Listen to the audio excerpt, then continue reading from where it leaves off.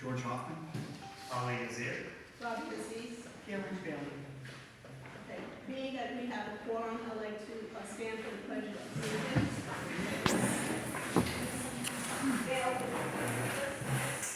I pledge allegiance to the flag of the United States of America and to the republic for which it stands, one nation, under God, indivisible, with liberty and justice for all. Okay,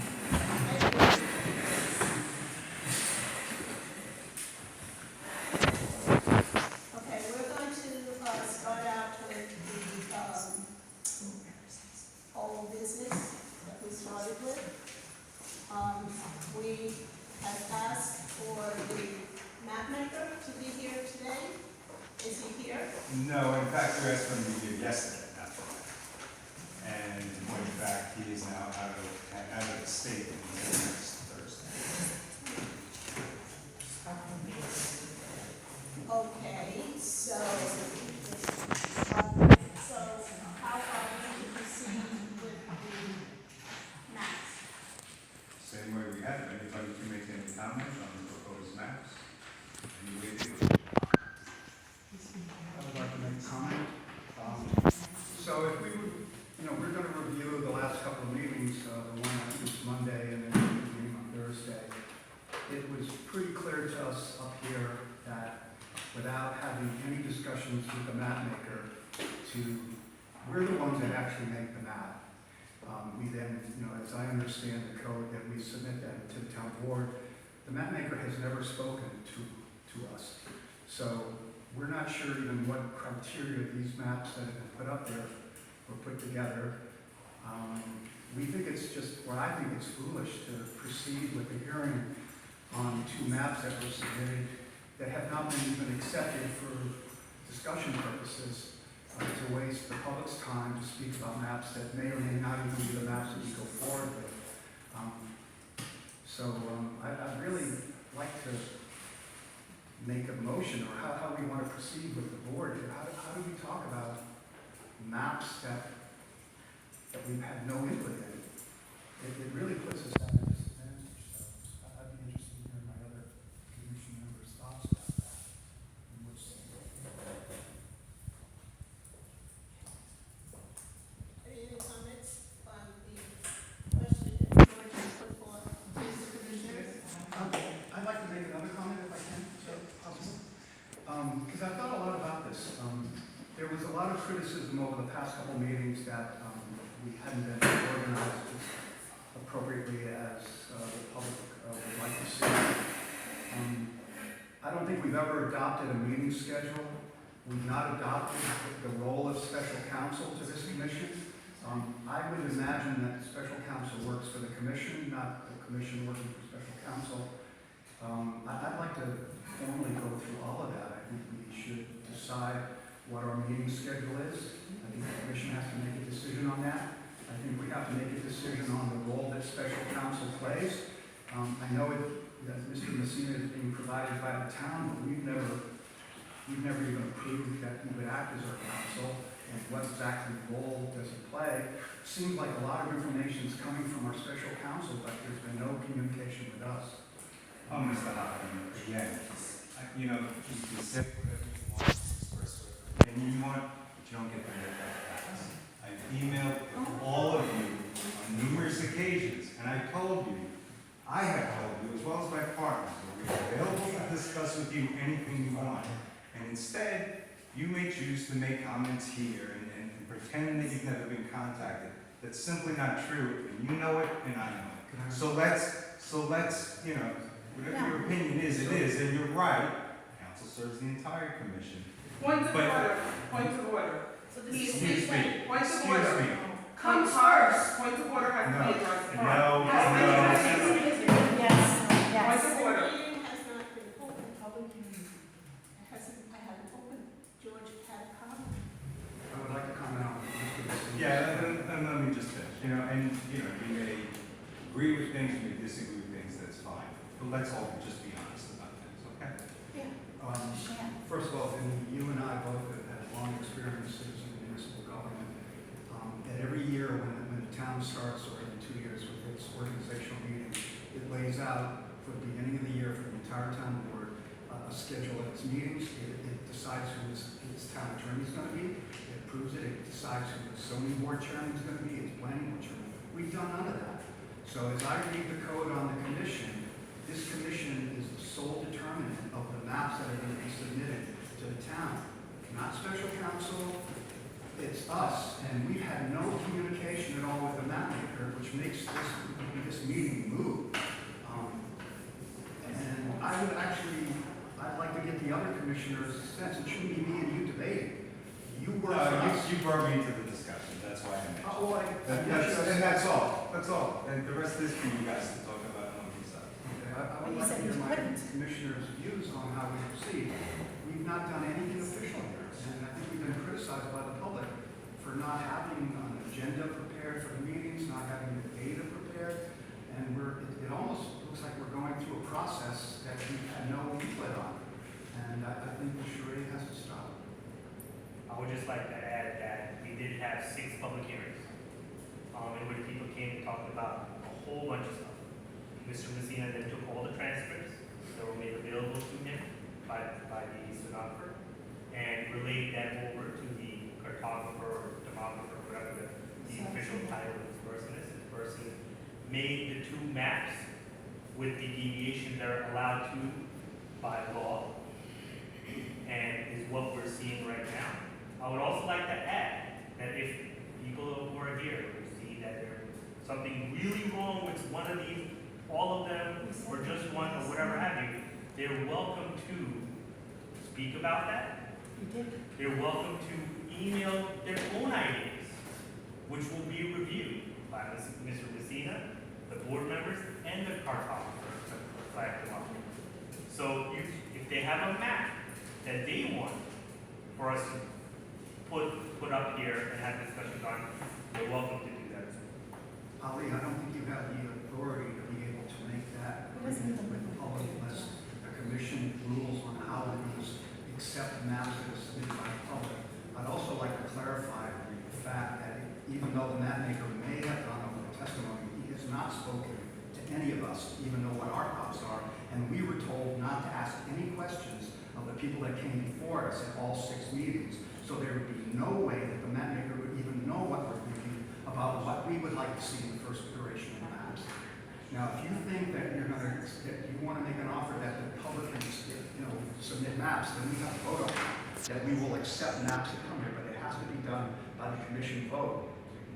And that hasn't happened. So if you want to come up with rules of procedure, I'm willing to entertain anything that you put forward. But I think we have to proceed now under the fact that this is going to be Robert's rules, which is majority rules, which is everything that's necessary. So just to answer that question, I would say that if we do have to take a vote, and I've discussed this before with council to make sure that comment, just like comments, a map can be sent to us, we're okay. I don't mind taking a vote on it at all. And just Everybody established that as the Javel's suggestion, I think it was, initially. I think it was your suggestion, right? You were gonna ask for it. So we set that up, and there is, a way for any citizen to communicate to the commission through that email process. Could I make a comment? I'd like to further comment. How do we even start with maps before we've had the map maker talk to us about what we would like to see as the first iteration?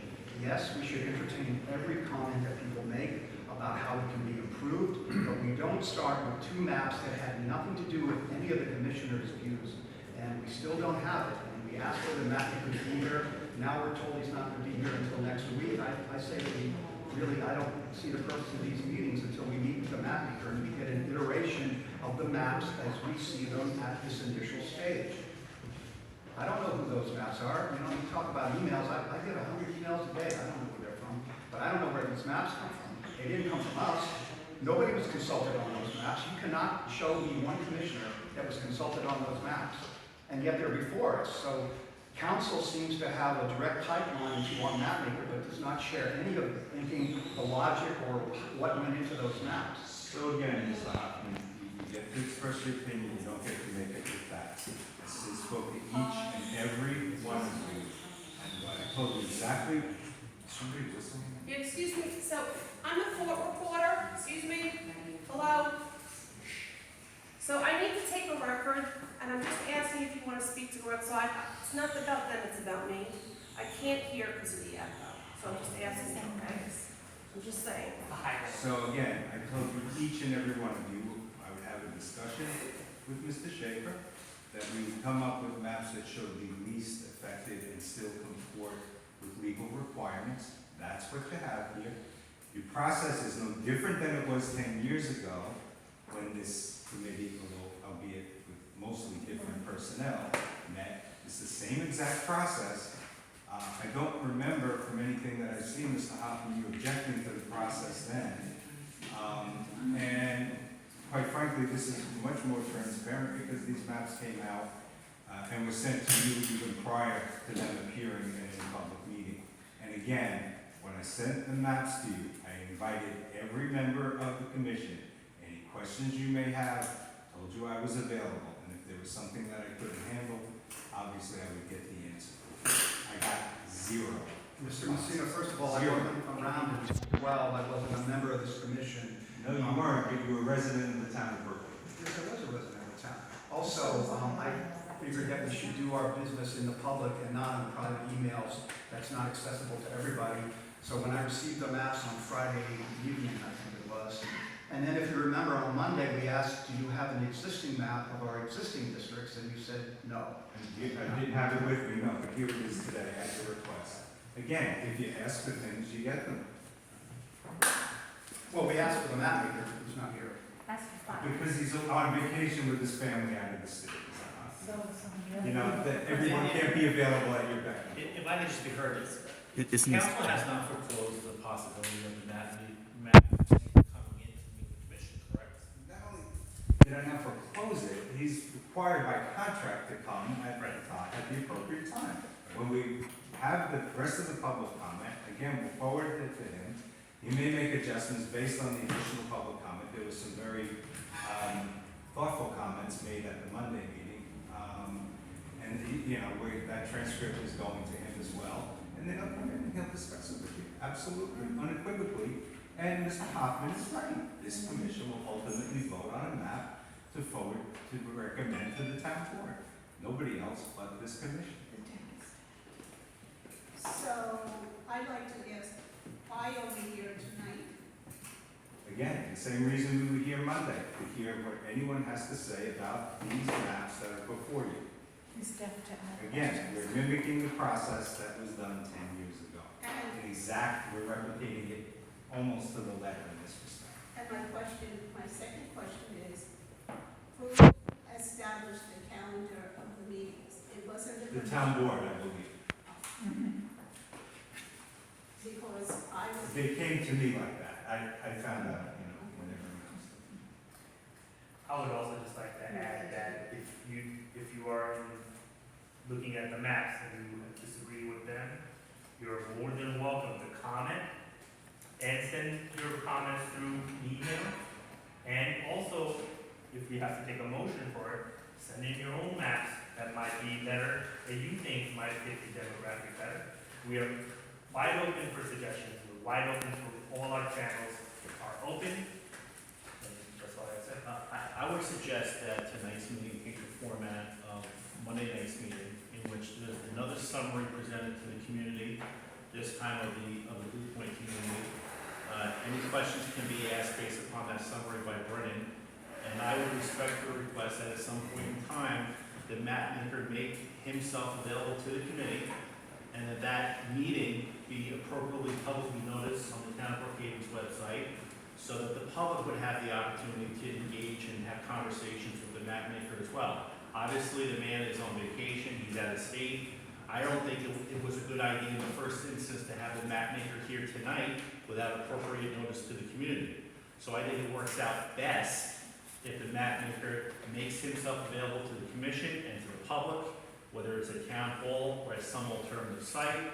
And any questions or concerns of either the committee or the public can be answered at that time, once that meeting with the map maker is appropriately noticed. However, these meetings have been noticed, I believe they're noticed on the town's website. That's number one. Number two, I'm just gonna respond to this, to some of the community and public comments that were made at the last meeting. And Mr. Messina, correct me if I'm wrong, we're a creature of the town board. We're created as a creature to the town board. We're an advisory committee to the town board. We're not gonna make the ultimate decision on these maps. We're gonna make a proposal. That's how it's codified in the town code to the town board, and the town board will take whatever action they deem as necessary. It's also, I know we received a great deal of criticism in regards to how the meeting was conducted. I would state, and I would argue, that these are not actual work session meetings, they're public hearings. They're afforded for the public to come in and make comments on the process and the mapping process. Whether or not Robert Rules of Order applies to public hearings, that's a separate argument, but based upon my knowledge of public hearings, and Mr. Messina, correct me if I'm wrong, essentially a public meeting is open, or a public hearing is opened by a commission, there's public comment gathered, and then that hearing is closed. I don't think it's appropriate for the commission to be conducting business at public hearings. It is not a regular meeting or a work session of that committee.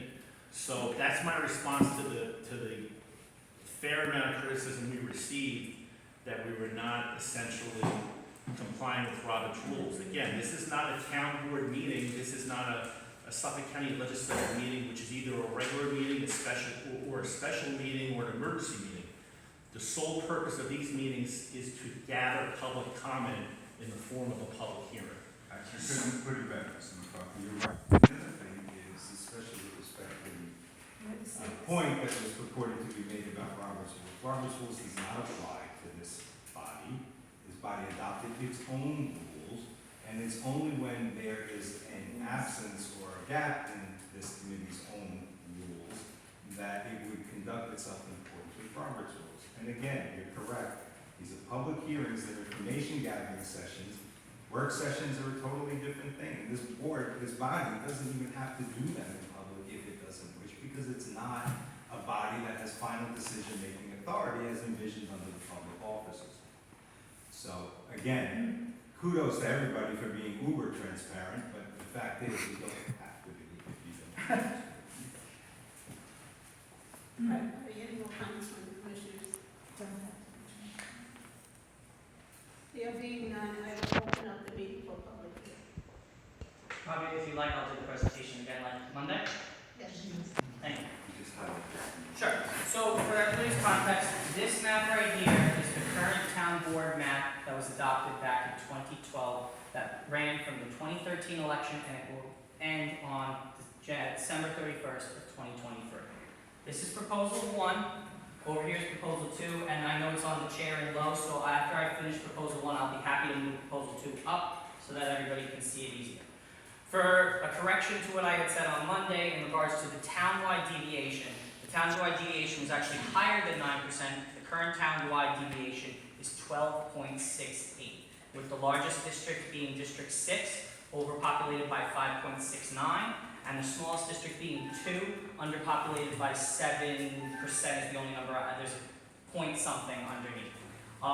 In addition, 14 current communities that are defined by the census are split up under this current map for the town board. In regard, as a follow-up, some people had said, well, the simple solution is to take from 6 give to 2. When you take from 6 and give it strictly to 2 for population purposes, you destroy what is known as compactness. That's the idea that every resident has as close to like the districts are not just in a funky shape, which is the origins of the history of gerrymander, but also that it's equally distant for residents to be able to get from one part to the other part of the district and to be able to get in touch with their representatives. Now, beginning with the first proposal right here. The first proposal has a deviation of 2.43%. And reduces the number of split communities in the town from 14 to 9. The proposal has there's a public websites out there for map drawing that anybody can access. The current town board map has a score, according to this public map program, of 82 of 100 based on these compactness metrics. There's Polsby-Popper and Rion, or Pion. I apologize if I get the name wrong. This town board map has an 82, the current. The first proposal has a compactness score of 96 out of 100. So only 4 points, there's basically only could improve by about 4 points from a score out of 100. In addition, we did an analysis, the school districts under proposal 1, because it was asked about the status of school districts, have gone from 6 fully enclosed school districts in the current map to 8 fully enclosed school districts under the new map. In addition, there are some communities that the fully enclosed school district is not possible. For example, the Three Village School District has a segment of its population that is located in the village of Lake Grove. As a result, that cannot be fully enclosed unless the village of Lake Grove into Council District 1, because a village under state law cannot be divided unless it represents a population of more than 40% of the whole council district. Now, in regards to the district in proposal 1 of communities that are split up, the 9 communities that are split up are Mount Sinai, which was split up in the previous current town board map, Coram, which was split up in the previous town board map. However, there is 1 less council district representative than the current map. The other communities that are split up are Farmingville, same thing as it was before, 2 council districts. Medford, same thing as it was before, 2 council districts. East Patchogue, same thing as it was before, 2 council districts. Shirley, which is the same thing as before, 2 council districts. Ridge, which is now reduced to only 2 council districts. And even then, I would note that the portions of Ridge that are up here that are located in Council District 2, the communities that live here are actually the zip code of Wading River. They go to Wading River schools. So in reality, even though the census defines them as Ridge, they would really be more with Wading River. The other is a senior community known as the Leisures, Leisure Glen and Leisure Village. They also have a defined different community of interest than, say, the rest of Ridge. Leisure Knoll also. Leisure Knoll is in District 4, which was where it always was. Leisure Knoll has always been in District 4. That was, the demographer did not want to move that from one council district to another. In addition, the key big difference is, like I had noted, Mount Sinai has it split here from what was previous. This portion was in Council District 2. A large difference is located in the community of Medford under Proposal 1. Medford, which was predominantly Council District 5, is now predominantly Council District 4. The dividing line in Medford between 5 and 4 is South Haven Avenue. For those residents who say, I'm hearing numbers of council districts, those are Council District Representatives Michael Laguercio and Council District Representative Neil Foley. That would be the divide. Michael Laguercio would have more of Medford, Neil Foley would have less. The East Patchogue, North Belport, Gordon Heights areas all stay in Council District 4 to keep those communities together. Now, it was also asked about the minority populations. The minority population at the time of this drafting of this map was 20% in the town of Brookhaven. The white population was 79%. Since that time, the white population has dropped to 70%, while the minority population has risen to 29%. Council District 4, when this map was adopted, had a minority population of 31%. Under both Proposal 1 and Proposal 2, the minority population in Council District 4 rises to 36%. So in both proposals, Council District 4 has an increase in minority population, not decrease. I will now move from Proposal number 1 to Proposal number 2, go into a brief overview, and then I will start calling the cards for speakers. For anybody who is here who did not fill out a card, if you'd like to speak when I finish doing my presentation, just please raise your hand and I'll bring you a card.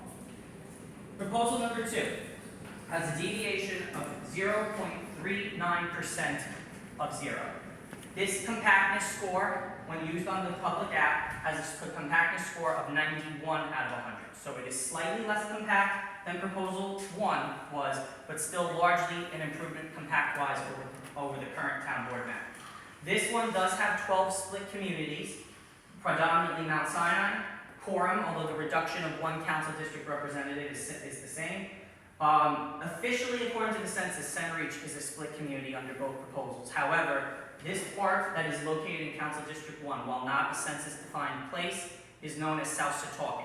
That was kept largely united in the Council District 1 where it has always been, and that was done by the demographer to keep that population intact and keep it at what it's supposed to be.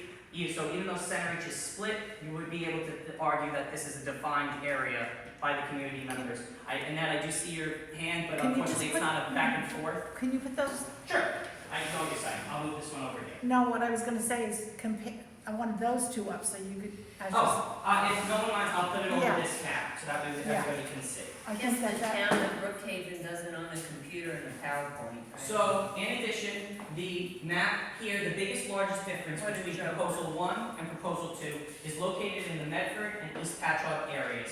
As you can see in this map here, proposal 1, East Patchogue remains almost entirely in Council District 5, barring a small portion right here under proposal, and as I said, South Haven is the dividing line between 4 and 5. Under this proposal, more of South Haven is moved into Council District 4. This was done to unify more of the South Country School District. Under the second proposal, 88.68% of the South